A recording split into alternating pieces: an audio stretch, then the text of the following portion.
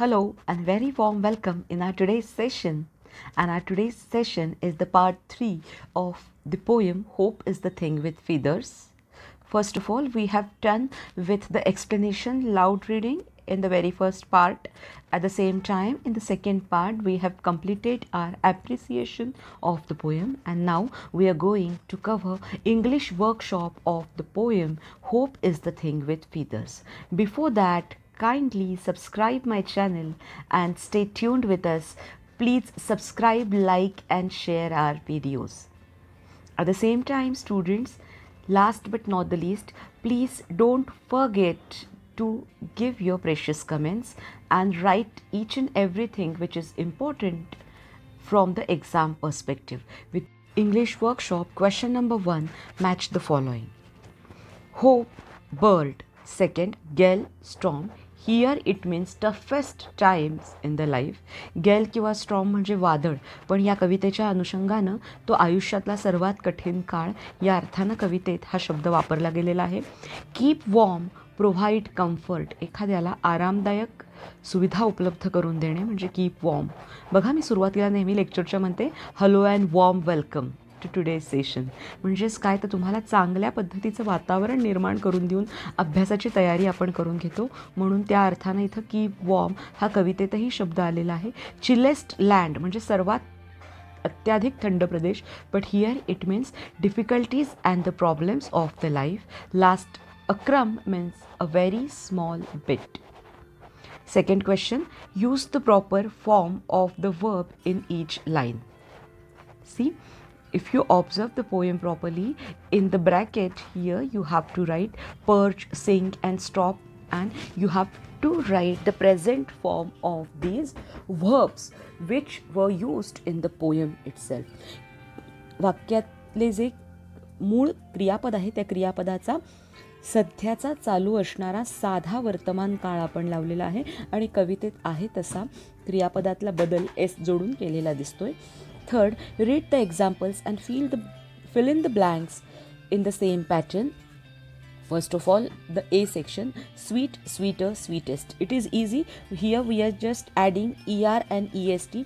Degree मधल्या positive, comparative आणि सुपरलेटिव्हचा जर उपयोग केला तर याच्यामध्ये फारसा बदल न होणारी positive degree as it is, ज्याला आपण सेंटेन्समध्ये ॲज फास्ट ॲज, च्या इतकाच जलद आहे किंवा कंपॅरेटिव्हमध्ये त्याच्यापेक्षा जास्त गती आहे, च्यापेक्षा जास्त दॅन, जोडलेला आहे फास्टर, आणि EST सुपरलेटिव्हमध्ये सर्वाधिक fastest EST.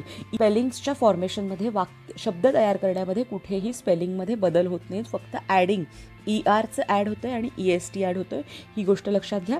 Fast, faster, fastest, slow, slower, slowest, high, higher, highest, low, lower, lowest, great, greater, greatest, warm, warmer, warmest, bright, brighter, brightest, cold, colder, coldest. So this is the example of simple form of degree where you weren't supposed to change the spelling or the construction of the spelling. Now see our next slide. Here, students, if you observe properly, you have to change a spelling of the words. Slide bit. If you observe, see here E is there in the spelling itself. Here E is already there in the spelling itself. So while adding comparative degree, you just have to add R. You just have to add R. And obviously in the superlative form you have to add ST. You have to add ST. Brave, braver, bravest. Fine, finer, finest. Simple, simpler, simplest. Large, larger, largest. Close, closer, closest. इथे स्पेलिंग्समध्ये जरी change येत नसला तरी एक महत्त्वाची गोष्ट लक्षात घ्या, मुळातल्या दिलेल्या शब्दामध्ये ऑलरेडी ई हे लेटर आहे, त्यामुळे पुढे परत डबल ई ॲड न करता फक्त आर ॲड करायचा आहे आणि लास्टच्या सुपरलेटिव्ह फॉर्ममध्ये ST ॲड करायचा आहे. बाकी स्पेलिंग्समधले चेंजेस मायनर आहेत. Third form, here if you observe, just see Y is already there in your spelling. Y is already there in your spelling. But if you want to write the comparative form of that degree, you have to cut that y. You have to cut that y and you just have to add IER. IER in the spelling. IER in the spelling, and in the same format you have to add IEST. Nasty, nastier, nastiest. Hungry, hungrier, hungriest. Angry, angrier, angriest. Naughty, naughtier, naughtiest. Just see and write the proper change in the spelling. Now our next question. Find the phrases and the lines. Here they have given simple sentences or the meaning of the very particular line from the poem itself. कवितेतल्या मूळ शब्दांच्या कवितेतल्या मूळ वाक्यांचा अर्थ इथे दिला गेलेला आहे. तुम्ही कवितेतलं जे मूळ वाक्य आहे ते कोणतं आहे त्या अर्थानुरूप ते शोधून लिहायचं आहे.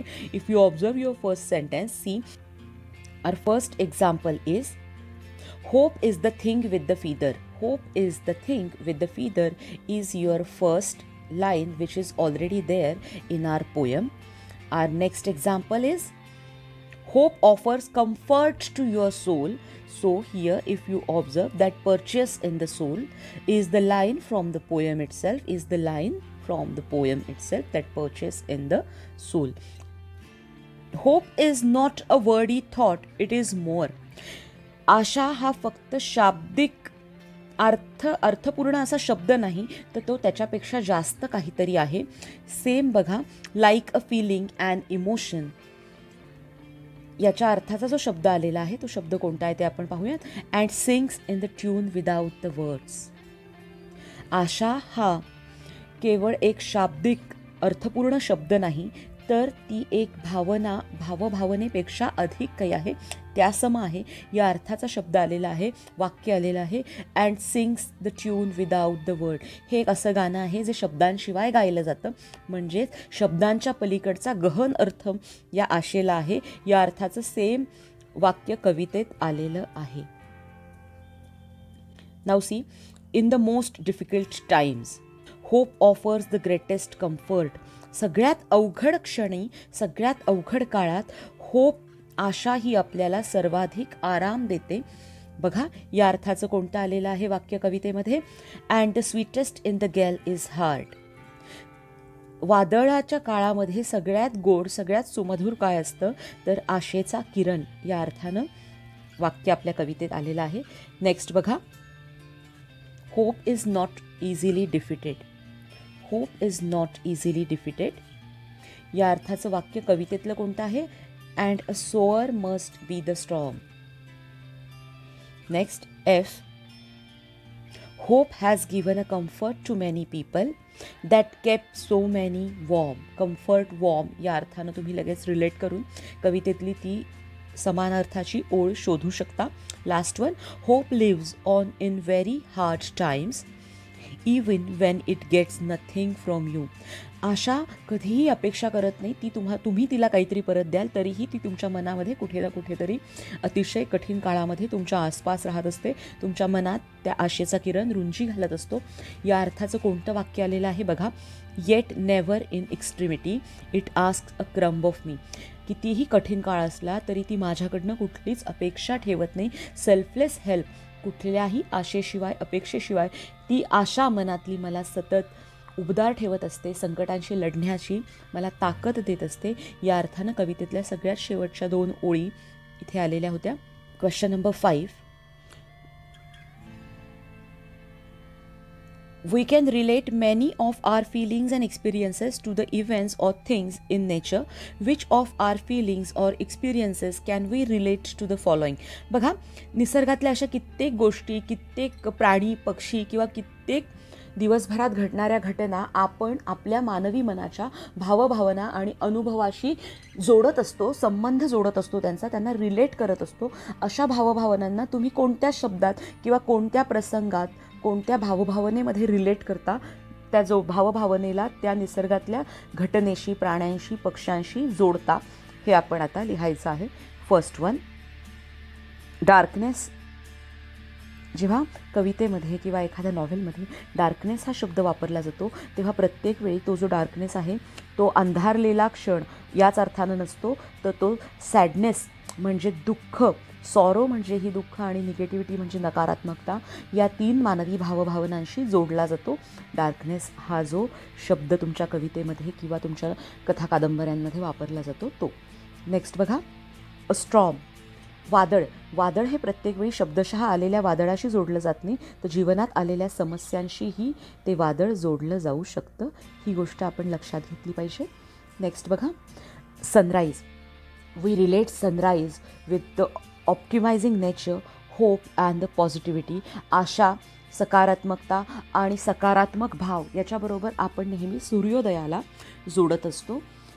अ light shower, if you observe, a light shower म्हणजे हळू पडणारा पाऊस, अगदी हलकेच पडणारा पाऊस हा आपण आनंदाशी जोडत असतो. तदनंतर बघा, sunshine. We relate sunshine with the happiness at the same time.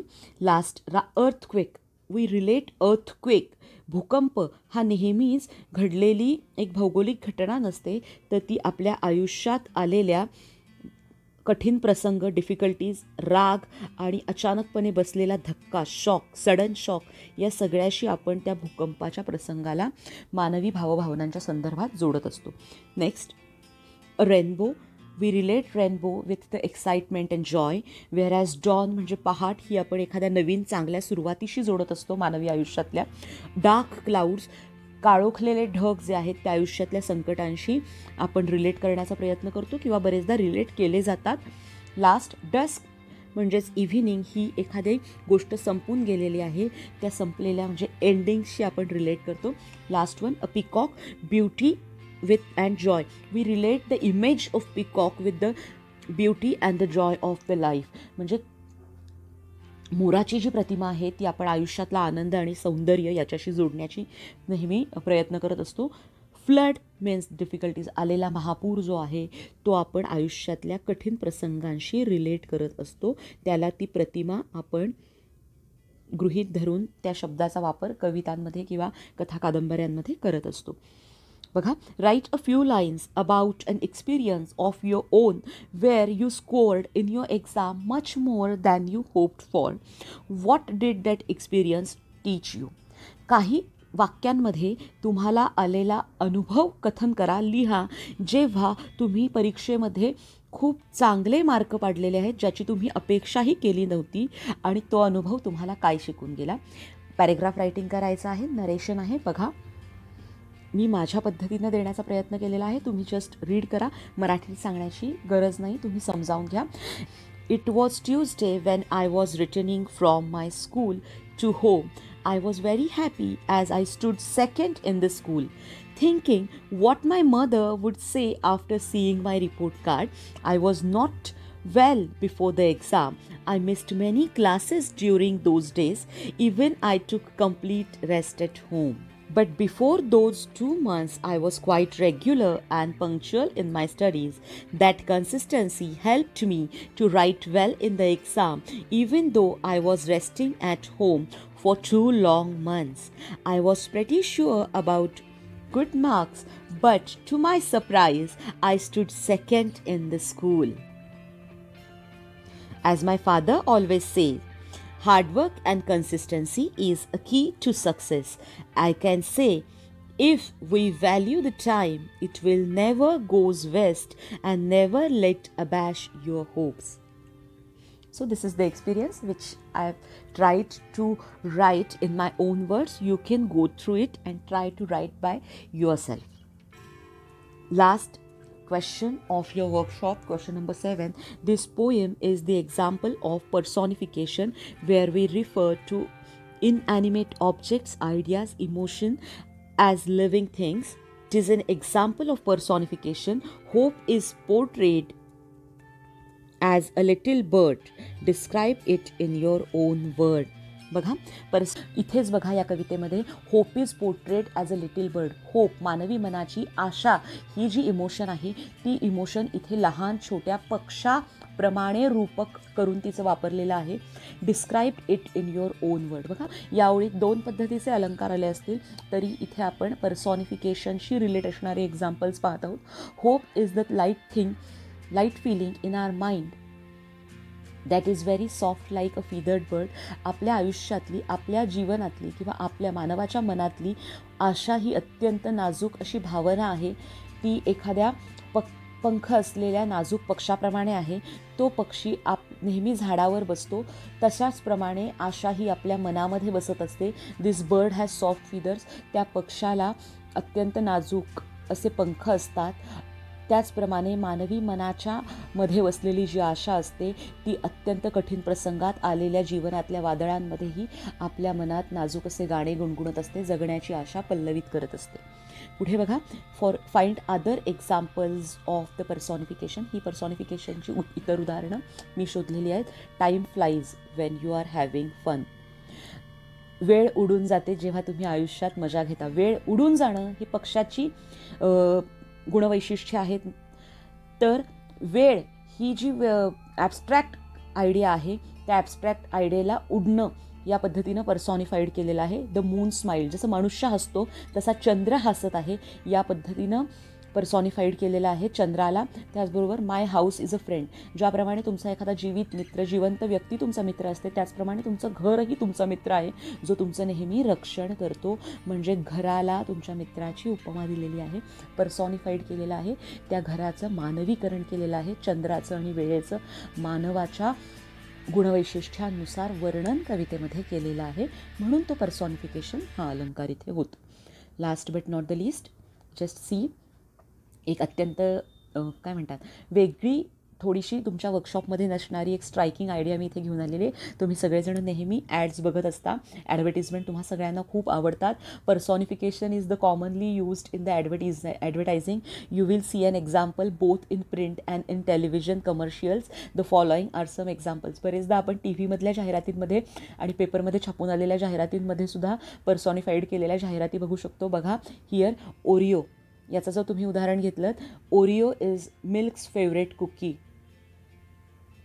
Oreo milk's favourite cookie म्हणजे दुधाची आवडती कुकी, दुधाचे आवडते जाड बिस्किट. दुधाला माणसाच्या स्वभाव वैशिष्ट्यानुसार आवडतं. मनुष्याला दुसरी व्यक्ती आवडू शकते, इतर गोष्टी आवडू शकतात, पण दूध ही एक ॲब्स्ट्रॅक्ट आयडिया आहे, एक वस्तू आहे, थिंग आहे जी आपण कन्झ्युम करतो. त्या वस्तूला काही आवडतंय तर त्याला हे बिस्किट आवडते, दुधाला हे बिस्किट आवडते. अशा पद्धतीनं milk is personified with the cookie. मग हे तुमच्या लक्षात येईल की जाहिरातीमध्ये याचा उपयोग केला जातो. किया या कारची जाहिरात तुम्ही बरेचदा पाहिली असेल. Kia the car that cares म्हणजे मनुष्य काळजी करत असतो, मनुष्य नेहमी केअर करत असतो इतरांची.